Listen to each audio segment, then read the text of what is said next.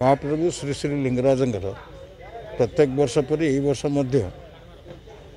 शीतल षष्ठी महासमारोह पालित हो बोली निष्पत्ति नि प्रथम सरकारी स्तर नि तथा मंदिर ऑफिस मीटिंग डाकी एडीएम कलेक्टर एवं डीसीपी समस्त उपस्थित रही कार्यक्रम स्थिरीकृत करागला एवं कार्य निघंट स्थिर कर शीतल षष्ठी कमिटी आनुकूल्य प्रत्येक वर्ष पर यही वर्ष एक विराट पटुआर प्रत्यावर्तन करेंगे फेरवे मंदिर को महाप्रभु श्री श्री लिंगराज और माँ पार्वती यही कार्यक्रम 11 तारिख में अनुष्ठित होब किंतु ता पूर्व आसंता काली 10 तारिख आमर शिवरा जो शीतल षष्ठी रे प्रभु लिंगराज एवं माँ पार्वती को नहीं केदार गौरी ठारे विवाह संपन्न कार्यक्रम में योगदान करेंगे एवं विवाह संपन्न काली सरला परदिन आमर कार्यक्रम रही हाँ रुहतु जीवा तो रुह टे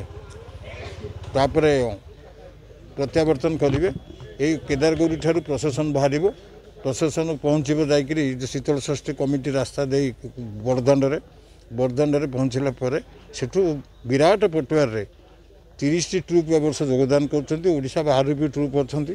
आसिक योगदान कर लाइट आलोकमाला सजाही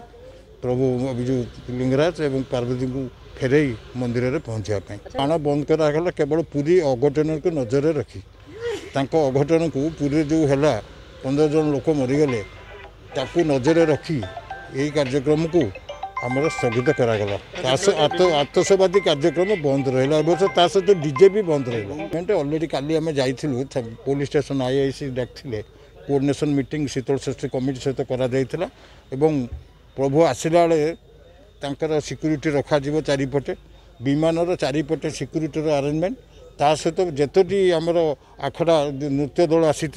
सबुठी सेक्रेटरी अच्छी टाउन क्लब सेक्रेटरी भी अच्छी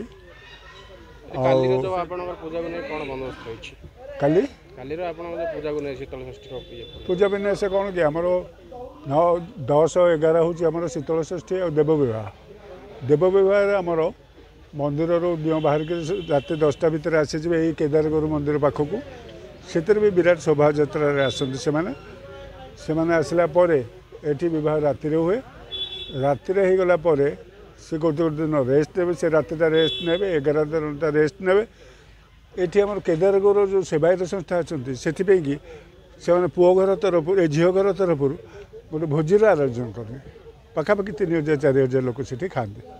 तापर से खाई सारा रात 10टा 11टा भितर ठाकुर बाहर एठू प्रसेसन बाहर शीतल षष्ठी रोड भीतर देकरी सब रास्ता अलग अच्छे से रास्तार से शीतल षष्ठी रास्ता भीतर देकरी बड़दाण्ड कौटी गोसारेश्वर मंदिर छक पाखे बाहर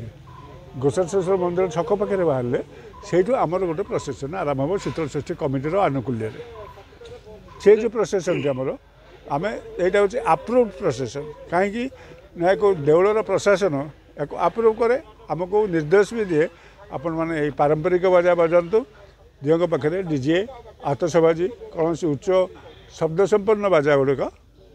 ताकू शब्द प्रदूषण भी बजातुनि जोटा कि पब्लिक रे कंप्लेन होती आम केवल पारंपरिक बाजा गुड़िक बजाऊँ अच्छा से गोटे बड़ प्रसेसन हो लाइट थी पिलर थी सब मेढ़ फेड़ सब थी विभिन्न प्रकार तापर विभिन्न स्टेट रू आम मागिकी जो लोकल ये गुड़ाक परफॉर्मेंस गुड़ाक सब अच्छी से गुड़ाक आणु से लोकल नुआ प्राय एथरक आसी गोटे मयूरभंजर आसी गोटे आंध्रार आसी मयूरभंजर गोटे घंट आसी आंध्रार गोटे लेडीज ये आसूची रणपा नाच आपर गोटे कलसी नाच आसूची से आपंकर बारिपदा फारिपदा साइड से आसुटा सब आदिवासी नृत्य गुड़ा सब से गुड़ाक आसूँ आमर एपटे से बाजा एपटे चलेनि कि से नृत्य एपटे चलेनि बाहागर ये शीतल षष्ठी बाजा को उपलक्ष देखी सारापर बहुत लोक भी अच्छा से बाजा गुड़ाक भी बाहागर फागर ये उपयोग कर बराद देकर आनुन।